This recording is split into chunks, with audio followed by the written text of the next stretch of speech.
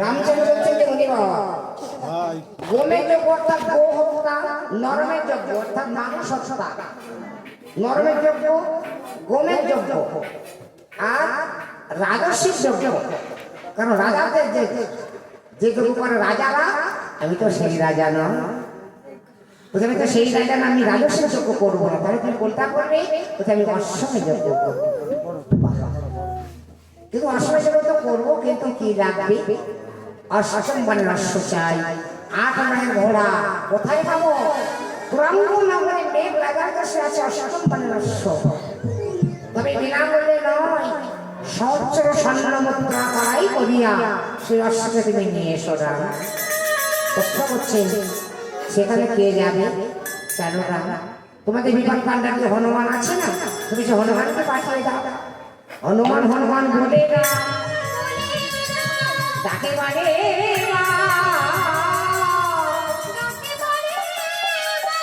আর পাতা জীবন থেকে শোনে আমার হনুমান বলতেছেন পাতা জীবন।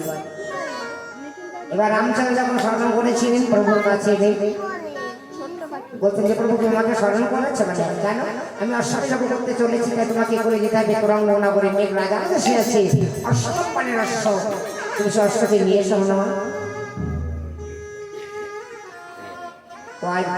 ভগবানের আদেশ পেয়ে ভক্ত হনুমান চতুর্দিকে লক্ষ্য করছে, কিন্তু সবাইকে দেখতে পেল, শুধুমাত্র মা সীতাকে দেখতে পেল না। তাই মাকে দেখতে না পেয়ে বনের বানর তো প্রশ্ন করছেন যে ভগবান ওগো ঠাকুর, আমি বহুদিন পরে এলাম তোমার অযোধ্যা নগরে, কিন্তু মা সীতাকে তো দেখছে না। প্রভু বলতে পারো মা সীতাকে প্রণাম না করে আমি যাই কেমন করি? আমার মা সীতা কোথায় গেছে? ওই সময় ভগবান শ্রী রামচন্দ্র মলিন বদনে আই ভক্তের গলা জড়িয়ে ধরে বলছে, ওরে ভক্ত হনুমান, তোমার মা সীতার কথা তুমি শ্রবণ করো না, কারণ এই প্রজামঙ্গলের তরে তোমার মা সীতাকে লিখিয়েছি জনমের মতো নির্বাস। তুমি আমার মা সীতাকে বনবাসে পাঠিয়েছ। বাড়ি বাড়ি নিষেধ করে প্রভু আয়া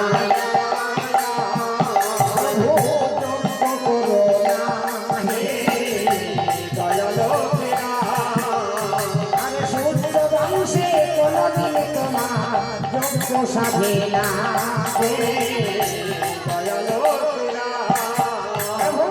পানর বংশে জনম আমার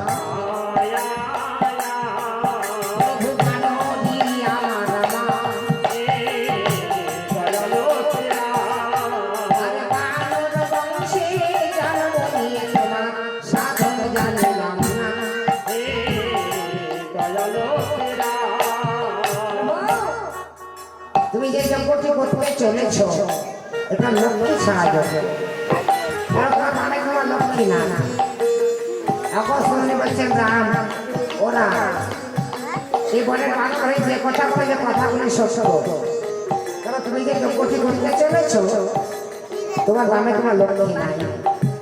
ভগবান বললে তাহলে এখন আমি কি করবো? না কাজ করো, তুমি বিশ্বকর্মাকে স্মরণ করিয়ে নিয়ে স্মরণ সেটা তৈরি করে মানে তৈরি করছো। মনের কথা বলো বিশ্বকর্মাকে স্মরণ করে নিয়েছিলেন, আর বিশ্বকর্মাকে বলে তুমি স্বর্ণশিলা নির্মাণ করো। স্বর্ণশিলা নির্মাণ করলে রামে রামেকে নিয়ে বসে আছে। এদিকে সেই পবনন্দন হনুমান প্রভু চরণে প্রণাম করে পদগুলি মাথায় নিয়ে বলতে পারবো, তাহলে এবার আমি আসি। আর তুমি এসে বলতে পারবো এই তো আমি যাই গো রাম, যাই রাম, যাই গো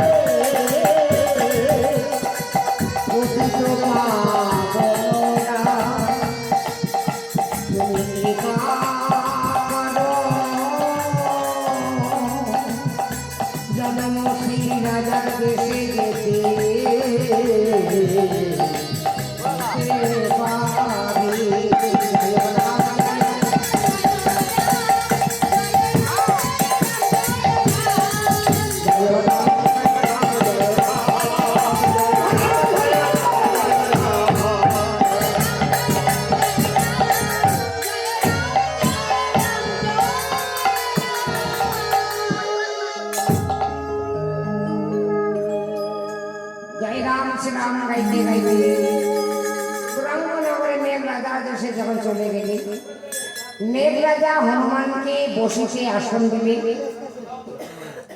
এবার অযোধ্যার মাতা প্রকাশ করলেন।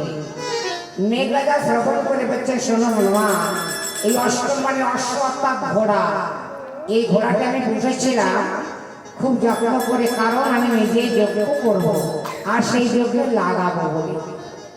কিন্তু স্বয়ং যজ্ঞেশ্বর করিবেন যজ্ঞ, তাকে এই অশ্ব দিতে পারিলে আমার ভাবে সৌভাগ্য। তুই তারা করে নিয়ে যাও। তাই হনুমান কি করলে, অশ্ব সালে মূল্য রেখে দুই হাতে চাবি পদ,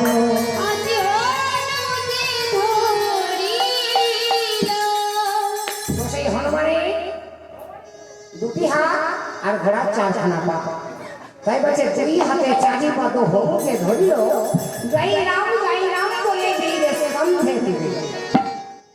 রাম নাম গাইতে গাইতে চলেছে। কেমন করে দেখুন কত বড় ভক্তি আর কত ভক্ত, কত বড় ভক্ত, এরকম কত তার ভক্তি হনুমানের। আমাদের বিপদ যখন আসে বা যখন বহু কষ্ট হয়ে যায়, তখন ঠাকুরের নাম বলতে আমরা একেবারেই ভুলে যাই। আর কিন্তু সন্ধে করে সেই প্রকাণ্ড ঘোড়াকে নিয়ে হনুমান চলেছে, কষ্ট হচ্ছে, তবে বলছেন যে প্রভু তোর নাম যেন আমি গাইতে পারি।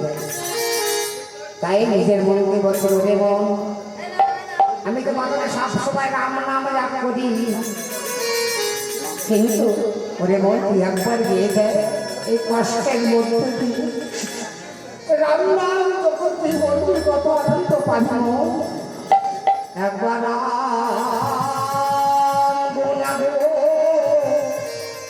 গাউরে মোনা ওরে মন হরি হরি গুণ গা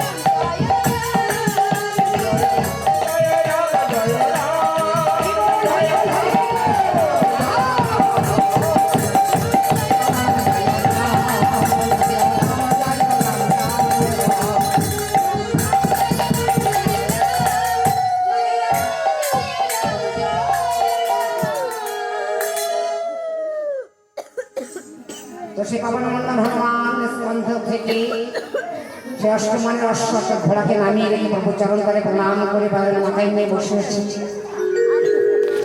এদিকে সেই অগস্ত্য মুনি বলছেন যে রাম ও রাম, তুমি যখন অষ্টমানের অশ্ব পেয়ে গেছো, তবে একটা কাজ করবেন কি না, তুমি এই নিজ হাতে একটি জয় বাক্য লিখবে। জয় বাক্য লিখে ঘোড়ার কপালে বাঁধন করবে, আর এই ঘোড়াটি ছেড়ে দেবে, চতুর্দিকে জয় করে